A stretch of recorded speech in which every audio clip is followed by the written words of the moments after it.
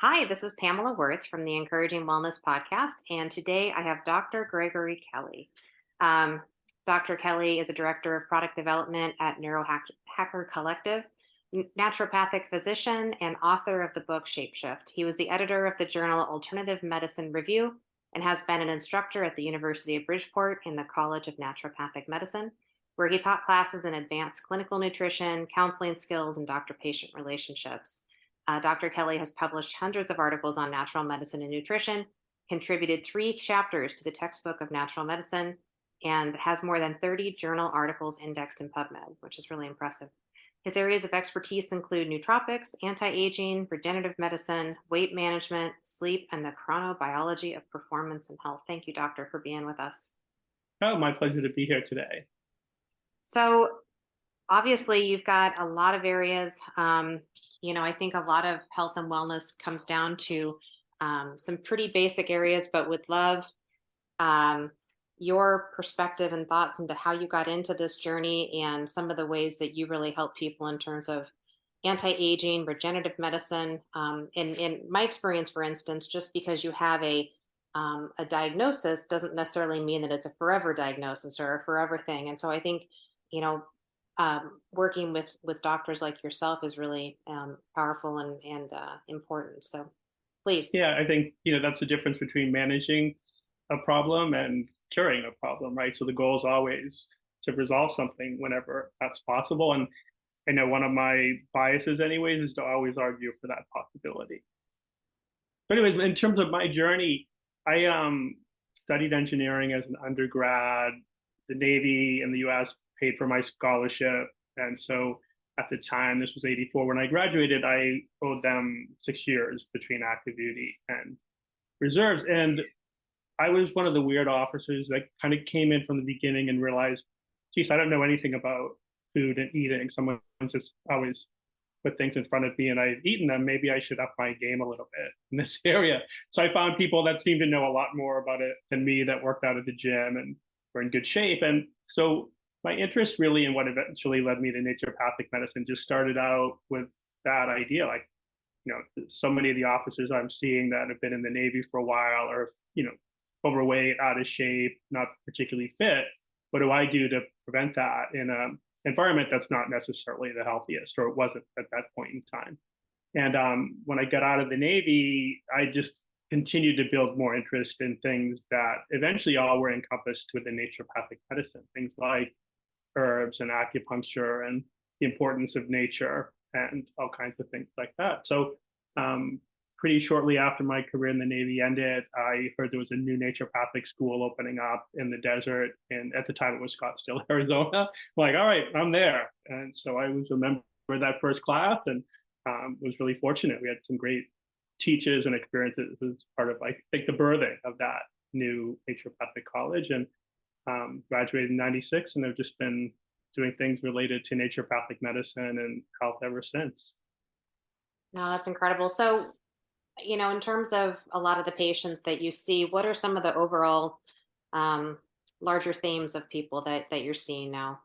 Well, I don't work directly with patients anymore. My current role, I work much more in, I guess you'd say, education. So, writing blog content, creating dietary supplements, educating people. So, but I would say, um, like going back in time, I think there's almost like buckets you can put people in, but many of the buckets share the same common contributors, right? So the analogy I would typically use goes back to a game that my brothers and sisters and I had as children.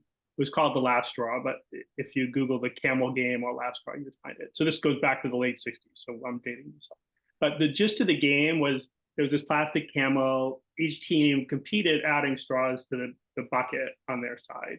And at some point, one of the teams would put the last straw in, and literally the camel's back would collapse. And so I tend to think of that analogy as a really useful one, anything related to health, because what happens when someone shows up and gets their diagnosis, something happened to cause the bucket to weigh more than our back can support, right? The health buckets, so to speak, or that health back has collapsed. And the way I would typically describe that as more like in a stress paradigm. So the straws in this case, think of as all the many different potential stressors in our world and someone's life, right? There's ones we all share that there's not much we can do about. There's other ones that, depending on what we do or don't do, will either carry that straw or that bucket will be less, right? It will weigh less. And so I guess my experience is that most of us are carrying lots of straws all the time. And that because of that, a variety of things end up getting us to that last straw and our tipping point. But the biggest and heaviest straw for most of us is going to be mental and emotional, something that we're thinking about all the time, something that we're ruminating about, something that maybe we're doing that's against one of our core values. So those straws tend to be ones that if you let them hang around in the basket too long, they just weigh it down a lot. And because of that, we just end up being really close to something else, if not that direct straw, tipping us over the brink.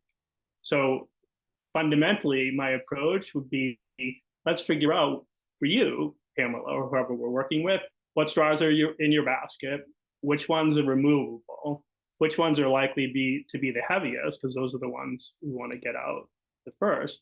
And then is there, in the meantime, something we can be doing to build resilience, to make you able to carry a bigger burden of straws?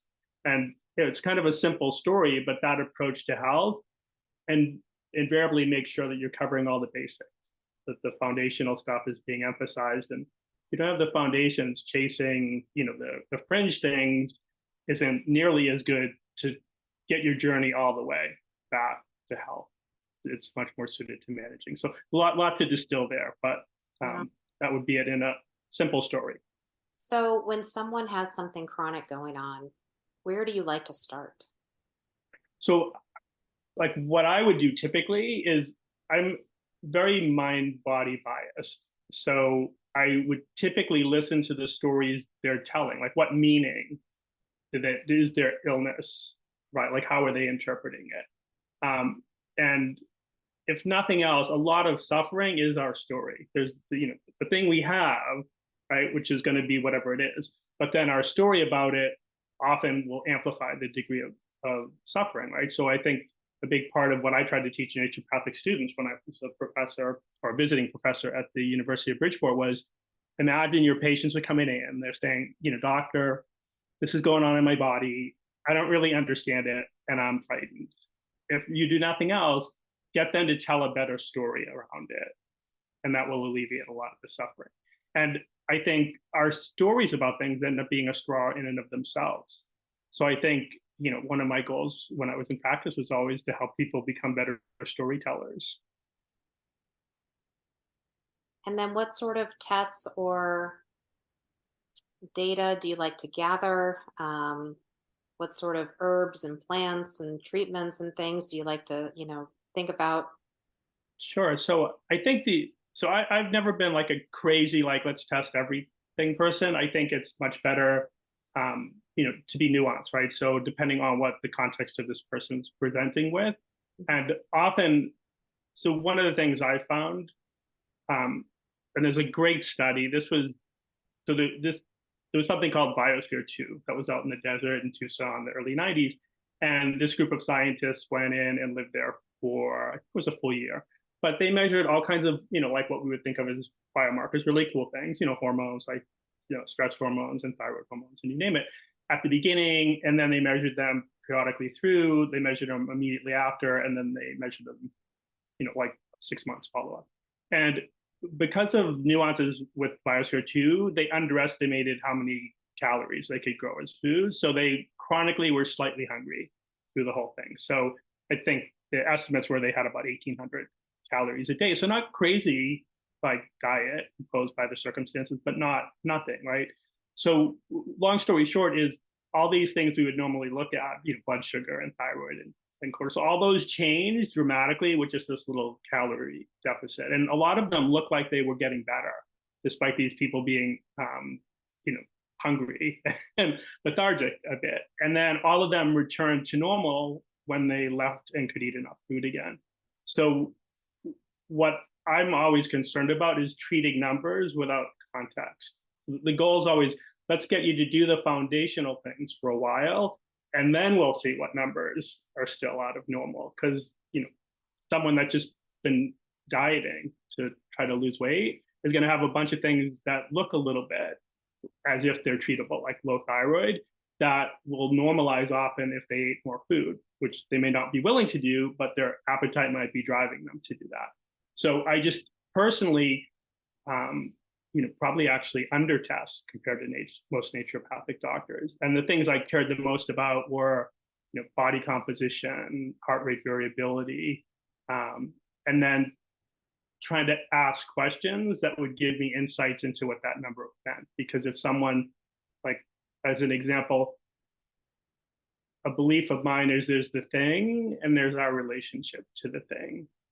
So, like, as an example, someone might look super healthy, right? They're eating super well, they're exercising a lot, and they're super neurotic about it. They're, controlling everything they eat, they're hungry all the time, they're craving X, Y, and Z, but they're not allowing themselves to eat it. So they're putting a lot of willpower into it. Another person may look equally as healthy, great body shape, and have like on autopilot. They're eating whatever their appetite dictates. So those two things, the thing is similar, but their relationship is so different. And ultimately, I care much more about someone's relationship with something, because that first person, their relationship is probably not sustainable and likely to be contributing to, like, as a straw fundamentally. Where the second person, their relationship would be wholesome. It's probably sustainable. It's not adding any weight. So I'm always trying to get out, what's the brain piece? Are you ruminating about something? Or, are you having to exert a lot of willpower for something that theoretically someone else is doing on autopilot? And if that's the case, then that thing that looks healthy may actually be not healthy at the moment. So, so those things to me have always just been much more interesting and important than doing a bunch of lab tests. Yeah. So, you touch on nutrition. Do you have a preference when it comes to nutrition and optimizing someone's health?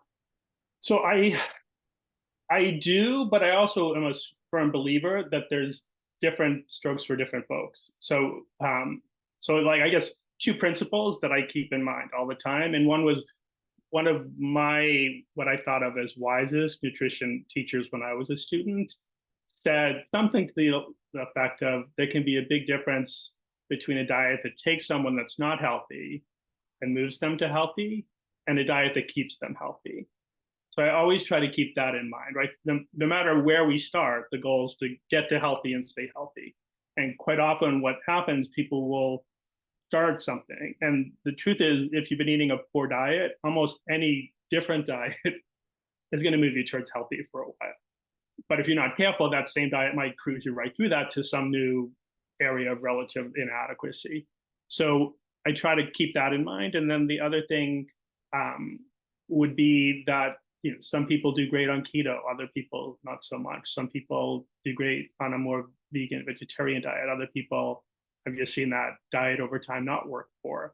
So I think it's really important not to buy into the idea that this thing works for everyone, right? It's always going to be somewhat individualized.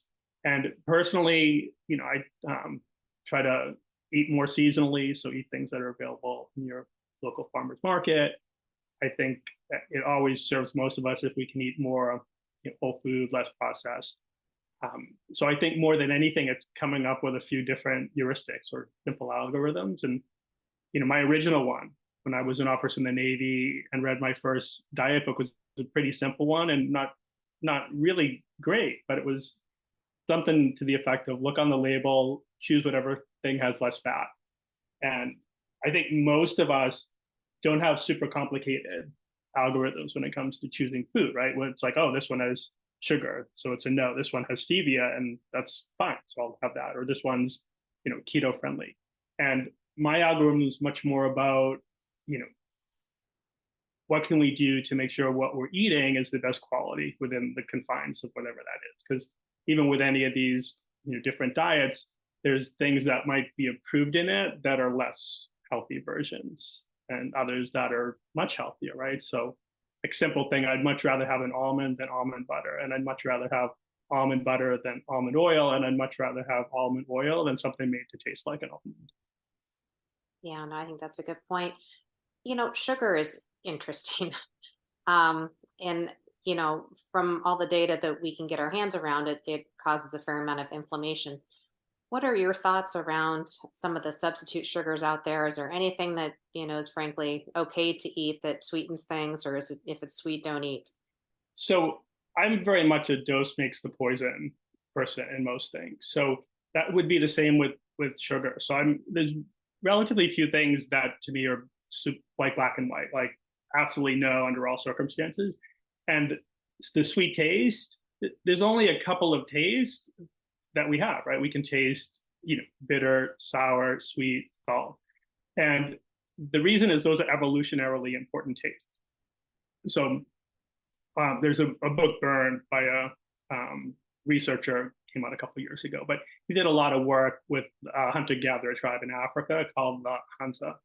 And one of the things in his book is they'll put a lot of time and effort into finding honey. And when they find it, they'll consume a lot of honey. And, this tribe stays thin, healthy. They're, don't have what we think of as the diseases of Western civilization and diet. And you'd find that for honey in any of the still hunter-gatherer-like tribes will highly value honey and put a lot of their resources into acquiring it and eating it. So honey, to me, that would be, that's the main sweetener I use. And then other things that would be similar, that are honey, almost all parts of the world had, but, maple syrup, in Canada, and I grew up in New England, right? So, I'll have maple syrup once in a while. And the truth is, I will almost never eat any sweetener that doesn't have some calories. But I'm not a big fan of the stevias. And I think monk fruit would be the best of those. And then I think the artificial ones all have, some things that end up being concerns for me. But I think, remember I said the brain is super important to me. So so you see sucralose is used in a lot of the energy drinks as an example. And so this study studied an energy drink, the version with sugar, the version without sugar, and compared that basically to water, like a beverage without energy drink things. And the truth was that the energy drink with the sugar way outperformed the one without it. The one without it, actually, you could make an argument in some things it was worse than the placebo drink. So I just think, again, that idea of context, that things aren't necessarily on their own good or bad. If you're going to have an energy drink, you're probably better served having the one with some sugar than the one that's got sucralose in it. But that would just be my bias based on the research. So I guess, long story short, it's like, what are you trying to achieve? And then most things have, follow a Goldilocks principle type of rule. Too little is a problem, too much is a problem, and there's going to be some just right amount. And with sugar, I think for many people, there's a just right amount, probably lower than the average American is eating by quite a bit. But we evolved to be able to, especially to deal well with these natural sugars like honey. Yeah, yeah. No, I tend to follow if it comes naturally, it's in moderation, it's probably okay. But you know, there's obviously other circumstances, like if you're drinking a sports drink and you're doing some really large strenuous activity, then you're probably burning all those sugars, and that's your body needs to replenish anyway. Um, when people are thinking about what it means for regenerative health, anti-aging, what does that really mean to you, and what should people be looking for, asking about, thinking about? Well, I think in the anti-aging community, there's two really big camps. So one is an idea that something called programmed aging, but the short of it is that the same genes that do great things to get us when we're young to be able to have babies and procreate and have kids, were selected for that. And so some of those same genes as we get older actually can contribute to harm, right? So that's programmed aging. And there's not much with currently that can be done about programmed aging. The other camp has to do with aging's more about slow, gradual accumulation of damage. And to deal in that camp, it's about repairing damage and getting rid of damage. And that's just much more actionable with what's available today. So I think that would be the focus. So that would be my focus. And then things that can be done that help would be your things like, I don't know if you're aware or have ever encountered Walter Longo's fasting mimicking diet as an example, or like these short periodic fast where you'll go a couple of days without eating. And what that does is it promotes things like autophagy, and autophagy would be a cellular repair process. So another thing would be taking senolytic compounds. So these are things like quercetin or quercetin or hyperlongum extracts that help our body get cells that are kind of stuck in a semi-damaged space and get rid of them. So get rid of something called senescent cells. So those, to me, are, I think the most exciting areas currently, things that are in that, let's amplify the innate things in our cells, like autophagy and apoptosis, that our body would normally use to get rid of damaged things. And let's support processes like, DNA repair through, I think those are your NAD boosters, like your nicotinamide riboside and things like that. Good. Is there anything else that we haven't touched on? Anything else that we're missing? Weight loss, first place to start. I mean, a lot of people like to go on fad diets, but there's probably a way to, again, be thinking about what's real food and, what's. Yeah, so I think, again, this would be my bias. A non-insignificant amount of people aren't getting as much good quality sleep as they need. And quite a bit of us have, like, go back to my time in the Navy, I was sleep deprived the better part of that 5.5 years because of circumstances on a ship. And what's pretty clear now is when people are sleep deprived, they eat more food, and they also are gravitate towards less healthy versions of food, right? So they're going to want the starch. They want the donut instead of the salad, fundamentally, right? So for me, it would be much more important to work on the low-hanging fruit before you get to, like, oh, I'm going to reduce calories, or put all this willpower into something. Where my belief is that a part of our brain keeps track of how much sleep debt we're in. So basically, you haven't got enough sleep for a couple of years. That part of our brain is like, all right, at some point you're gonna do something and pay back a whole bunch of that. And doing something would be hibernation, right? Getting a lot more sleep than normal. So I would tend to think for most people, it's much more important to focus on, one, starting now, getting enough sleep. But then if you've had periods where you've gone with insufficient sleep, then schedule more sleep than you need, like sleep more. And fundamentally, if you can sleep, you need sleep. So if like sleep can't really run in the black, so to speak, only sleep that can only run in the red. So I would always start with that. The next thing would be body clock. Our body clock has a profound effect on metabolic health. So things like, getting light exposure first thing in the morning, getting out towards the end of the day, maybe wearing blue blockers at night. So if you start to put those things in place, like I mentioned at the beginning, sometimes if you get the foundational things in place, a lot of other things just become easier. So, and then, if we're sleep deprived and our rhythms are a mess, our body clock's disrupted, the same diet that might actually be really great for us will be harder for us to stick to, maybe. So anyways, that would be my preference. Those two first, then work on stress. And in the interim, try to get people to learn more about what food quality is, but let them eat as much as they want. Hope that helps. I think so. Thank you, Dr. Kelly. It's been great having you today. We'll be sure to put all in the show notes where people can find you. If you want to go ahead and add here where people can find you as well. Yeah, so I'm at neurohacker.com. Like you mentioned at the beginning, I'm the director of product development. I write any blogs there, and then you can follow Neurohacker on Instagram. We do a lot there to engage our community and provide information. Super. Well, thank you, Dr. Kelly. Thank you.